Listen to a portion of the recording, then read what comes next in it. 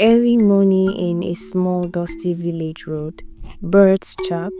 Inside a mud house, Ifeoma in her early 30s ties a wrapper while her daughter Chidinma stares at a pot of watery soup over firewood.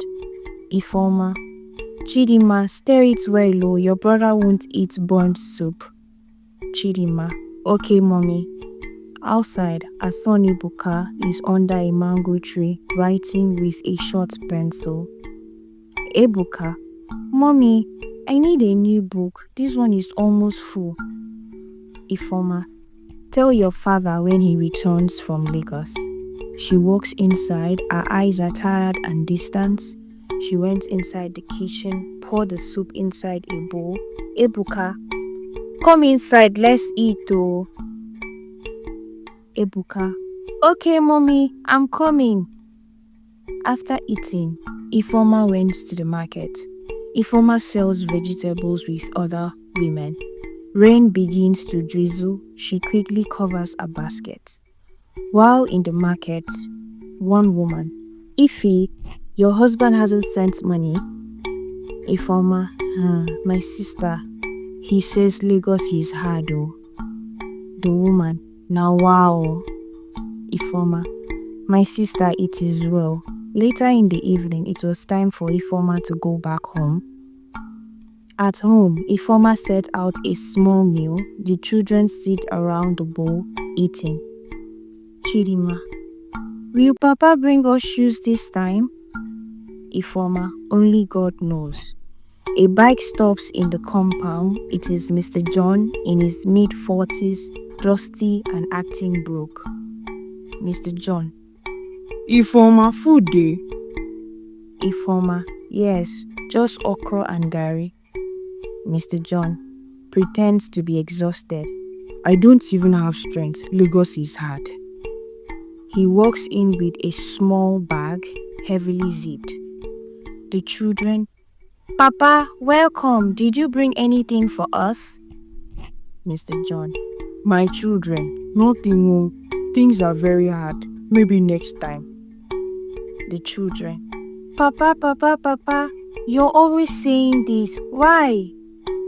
Ifeoma to the children, don't talk to your father like that. Go and prepare so you guys will go to bed. Chidinma and Ebuka, okay mommy. Mr. John, these children don't know how hard things are. That same night in their room, Ifeoma sees him secretly unzipping the bag and counting fresh 1,000 naira notes. She swallows hard and said, why do you have so much money? And you keep saying things are hard? Mr. John, oh, this woman, I thought you had gone to bed. This money was given to me by my colleague to keep for him on my way coming back home.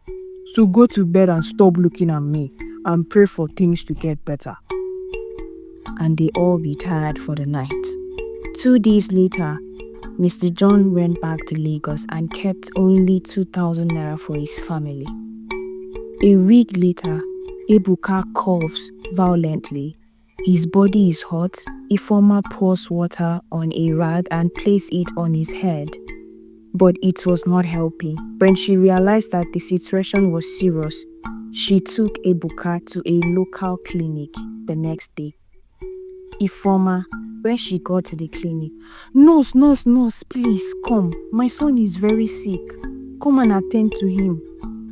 Nurse, he needs immediate treatment. 30,000 naira for full care. Ifeoma, 30,000 naira? Jesus, where will I get that kind of money from? Let me call my husband.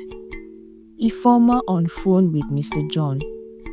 Please, our son is very sick. I brought him to this local clinic and they say they need 30,000 naira to start his treatment. Cut to Lagos. Mr. John is in a fancy hotel sipping wine. Mr. John, Ifeoma, I don't have. Things are very tight here. Take him back to the house and pray for him. He will be fine. Ifeoma, John, please, I beg you. He needs treatment. Mr. John, shouting. Are you not hearing what I'm saying? Is it because I picked your call? And he ends the call. Ifeoma went back to the nurse. Nurse, please, start his treatment. I will give you the money later. Nurse, Madam, I'm sorry, we don't do that here. Without money, we are not touching him. Ifeoma, okay, I'm coming. And she ran out of the clinic. Ifeoma is at her neighbor's house begging. Neighbor, Ifeoma, why are you always begging? What of your husband? Ifeoma, he says he has nothing. Neighbor, now wow, I'm giving you this money because you are a good woman, and when it is time, please pay me back my money, okay? Ifeoma, okay, thank you so much for your help. Ifeoma took the money to the clinic where they provided treatment to her son. Same day in Lagos, Mr. John is shopping with his Lagos wife, Clara, in her late 30s, and 2 kids. He laughs, giving one child a new iPad. Back to the village. 2 weeks later, in a cyber cafe, Chidinma and friends are doing their homework. One scrolls Facebook. Friend, see this big man, no? Chidinma, wait, is that not my father? She grabs the phone. It's a photo of Mr. John in a big mansion. She screenshots it and runs out. Ifeoma sees the photo. She collapses into a chair. Ifeoma, all these years, are my eyes deceiving me? Mr. John enters the house. Ifeoma, John, what is this? Mr. John, what? She shows him the photo. Mr. John, Photoshop nonsense.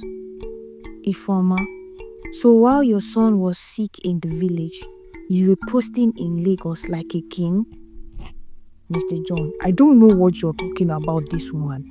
If you don't want me to stay in this house, I will go back to Lagos.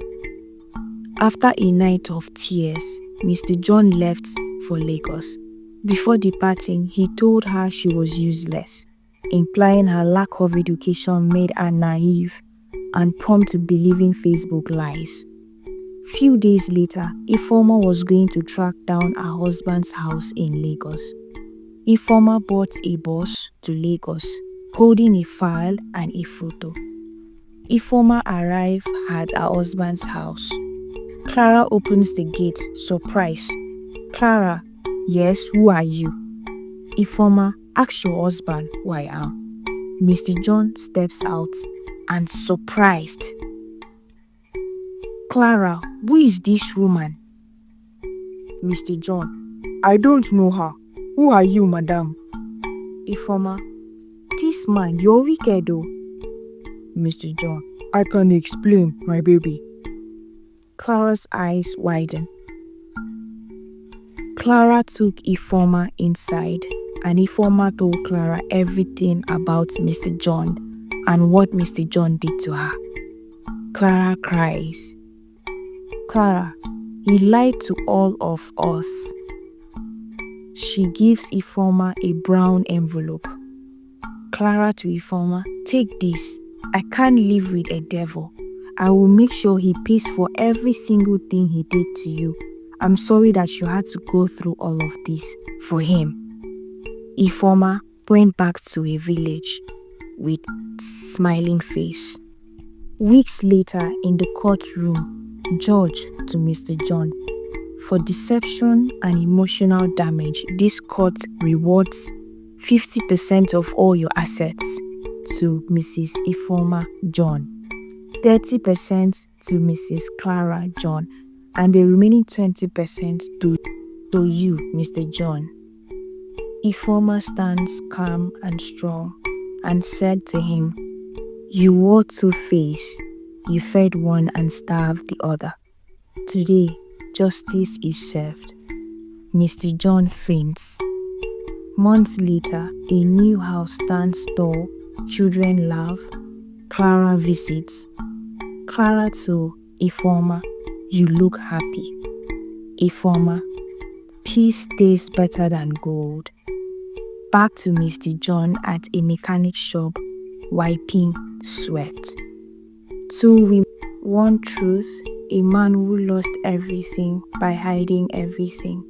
In the end, Ifeoma didn't just fight for her children, she fought for herself.